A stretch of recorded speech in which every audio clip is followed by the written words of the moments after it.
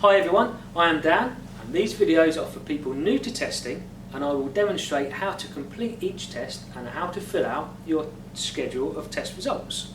This test is how you do your ZE test. We'll also show you how to fill out the form to complete your ZS, and the ZE test will also give us our IPF, our prospective fault current value. Now, before you do each test, ensure you have your on-site guide with you and open to the correct page.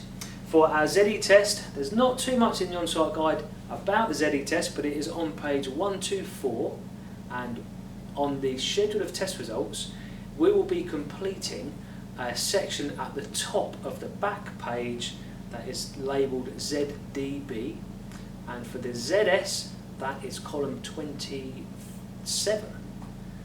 Now, the important thing to remember, the ZE test is our first live test. So our board is live, all of our covers need to be on and secure, and we don't want any live exposed conductive parts.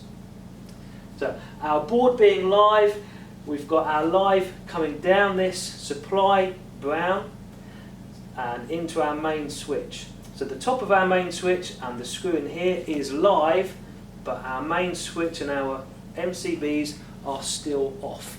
So I want power to my board, but I don't want it feeding the circuits within my board. So let's look at the board and what cables we need to disconnect and what cables we need to connect to in order to perform our ZE test. The cables that we need to remove in our DB when we're performing the ZE test is our supply earth cable. So look into our earth bar, they're numbered 1, 2, 3, 4 up to 12. Then we've got a couple of B's which stands for bonding, and then there is an E and a nice big fat earth cable. That is my supply earth. So I will need to disconnect that from the earth bar. I'll just leave that hanging down there.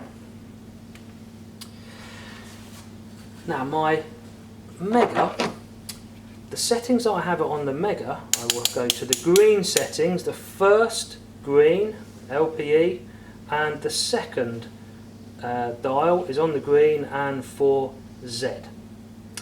Now we've got on my display it says 3 low. I need to push this arrow button until it says 2 low. So I'll cycle through our choices. We've got 3 low, now we're 2 high, and we are 2 low. That is the one that we need, and then we're back to 3, or on 3 low, 2. So we want 2 low. So that is a 2 cables. So we've only got 2 test leads, and the LO low means it's a low voltage, so it should not trip our main supply board that is previous to this one. So for this test we clip our earth cable crocodile lead onto the earth cable, and this live probe, the red probe, sorry, it goes onto the live side at the top of our main switch, which is the only part of our board that is live. We push and hold on there.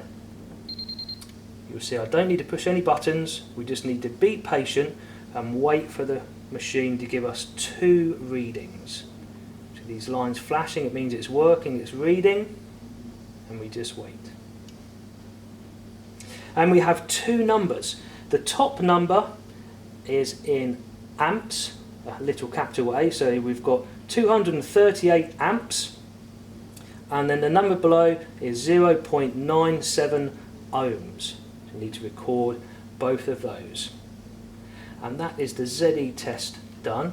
Remember, all about safety, because that is a live board. So we can turn our machine off and we will go over to our test sheet and we'll see which columns we need to complete. Completing the test sheet for the ZE test, we look at the top of the test sheet and it says ZDB, and that is where we will write our ZE value, and our ZE 0.97 ohms, and here this IPF, our prospective fault current, our value was 238 amps, it does say K there, so we'll just scribble it out because we'll just leave ours in amps. Now we go to column 27, which is ZS. And if we can remember our formula for ZS equals ZE plus R1 plus R2. This is ZE, and here, column 21, is R1 plus R2. So for each of your circuits, you will add the ZE to your R1 plus R2 values. And we were testing circuit number 9, so we add 0.97 to 0.23, and if my maths are correct, that equals 1.2. Now we need to check that our ZE, our ZS value is correct. Ours is 1.2. If we turn the test sheet over, circuit number 9, we go along to our maximum permitted ZS values, and for circuit number 9, BS7671 says our maximum permitted is 7.28. Ours, being 1.2, is way below, so the circuit complies with the ZS value, so we can continue with our tests. Now, looking at the on-site guide, there's not a great deal within the on-site guide for our ZE and our prospective fault current. It's on page 124, and it's just this small paragraph here. And it does tell you your ZS formula there if you do get it, if you do forget it, sorry. And that's all the information there is. And that is our ZS and prospective fault current test complete. Thank you for watching the video. Remember, we've got plenty of other videos on all of the other tests that you can do, and there are also many videos on cable calculations and all sorts of things that you're going to need to know to complete level 2 and level 3 in electrical installation. Now, if you want my tabs that I have on my BS7671, visit the website electricalstudent.co.uk where you can purchase those. Also on the website, loads of free stuff, loads of practice tests, mock exam questions and such like. Working with electrical installation, guys, remember, be safe. Most importantly, listen to your lecturers. He or she definitely knows best. Take care, guys. See you soon.